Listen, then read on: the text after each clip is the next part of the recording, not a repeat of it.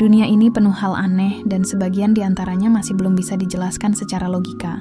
Salah satunya, bagaimana sesuatu yang identik dengan kehancuran justru merupakan sumber kehidupan itu sendiri. Ketika mendengar kata gunung berapi, pikiran kita pasti langsung tertuju pada citra lava pijar, awan panas yang bergulung, dan desa-desa yang terkubur abu.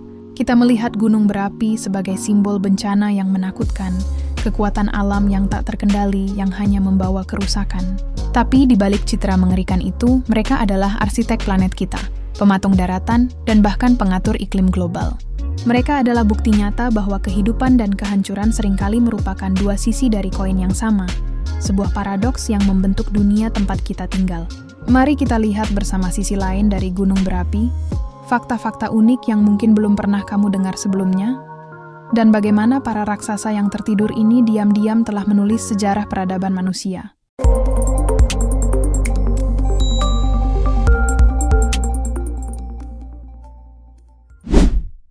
Pernahkah kamu berpikir bahwa gunung berapi pada dasarnya adalah jerawat bumi?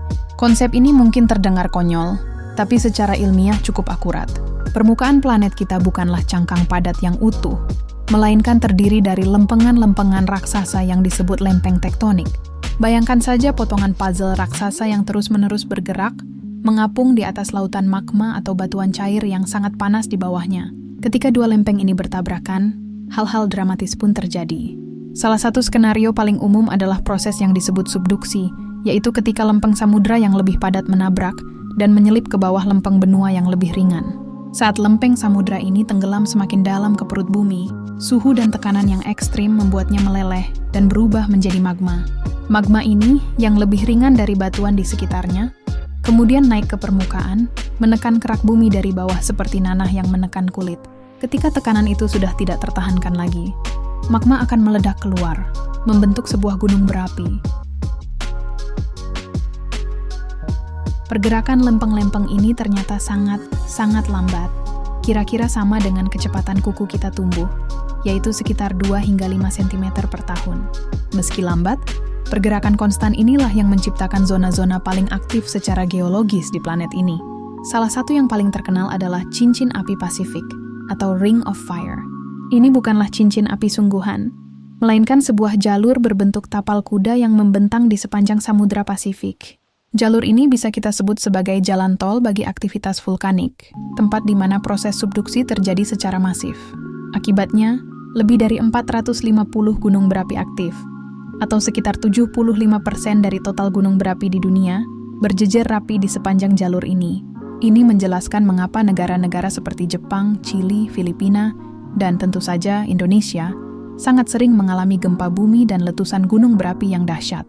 Mereka tinggal di garis depan dari dapur magma bumi yang tak pernah berhenti bergejolak. Jika cincin api adalah jalan tol vulkanik, maka Indonesia bukan sekadar berada di pinggir jalan tol itu, tapi merupakan titik pertemuannya yang paling sibuk, semacam simpang susun geologis paling kompleks di dunia. Di wilayah kepulauan kita, bukan hanya 2, melainkan 3 lempeng tektonik raksasa saling bertabrakan dengan hebat. Lempeng Eurasia dari utara, lempeng Indo-Australia dari selatan, dan lempeng Pasifik dari timur. Tabrakan 3 arah ini menciptakan tekanan yang luar biasa di bawah kerak bumi Nusantara. Hasilnya adalah rantai gunung berapi aktif terpanjang dan terpadat di planet ini, dengan lebih dari 127 gunung berapi aktif yang tersebar dari Sumatera hingga Maluku Utara. Keberadaan kita di jantung cincin. Api inilah yang membuat Indonesia menjadi salah satu negara paling rawan bencana geologi di dunia. Namun disinilah letak paradoks yang luar biasa. Detail masa sih berikutnya akan mengubah cara pandangmu. Tanah di Pulau Jawa adalah salah satu yang paling subur di dunia. Dan itu semua berkat gunung berapi. Selama jutaan tahun, letusan-letusan gunung berapi telah menyelimuti pulau ini dengan lapisan abu vulkanik yang sangat kaya akan mineral seperti kalium, fosfor, dan magnesium. Nutrisi inilah yang menjadi pupuk alami terbaik, memungkinkan pertanian berkembang pesat, dan menopang populasi yang sangat padat. Inilah alasan mengapa peradaban-peradaban kuno yang megah, seperti Mataram kuno yang membangun Borobudur dan Prambanan, bisa berkembang pesat di Jawa. Sebagai perbandingan, lihatlah tanah di Kalimantan. Pulau ini berada di luar jalur cincin api dan hampir tidak memiliki gunung berapi aktif. Akibatnya, tanahnya sebagian besar berupa gambut yang terbentuk dari dekomposisi bahan organik selama ribuan tahun, cenderung sangat asam, dan miskin nutrisi. Ini adalah bukti nyata hubungan langsung antara bencana dan berkah. Tanpa letusan yang menakutkan itu, Jawa mungkin tidak akan pernah menjadi lumbung pangan dan pusat peradaban seperti yang kita kenal. Kalau kamu baru tahu fakta ini dan merasa takjub, jangan lupa klik like-nya ya. Satu letusan gunung berapi ternyata bisa memicu zaman es kecil, dan secara tidak langsung melahirkan karya horor paling terkenal di dunia. Kisah ini berpusat pada sebuah gunung di Indonesia, yaitu Gunung Tambora di Sumbawa. Pada bulan April tahun 1815, Tambora meletus dengan kekuatan yang tak terbayangkan. Dalam skala ledakan vulkanik VEI, yang mengukur kekuatan letusan dari 0 hingga 8, Tambora mencapai level 7. Ini adalah letusan terbesar dalam 10.000 tahun terakhir, jauh lebih dahsyat dari Krakatau atau Vesuvius.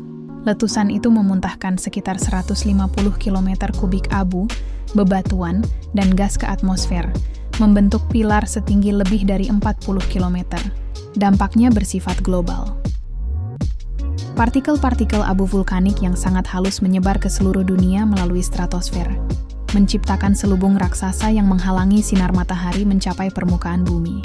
Akibatnya, tahun berikutnya, 1816, dikenal dalam sejarah sebagai tahun tanpa musim panas. Suhu global turun drastis, menyebabkan salju turun di musim panas di Eropa dan Amerika Utara, serta memicu kegagalan panen massal.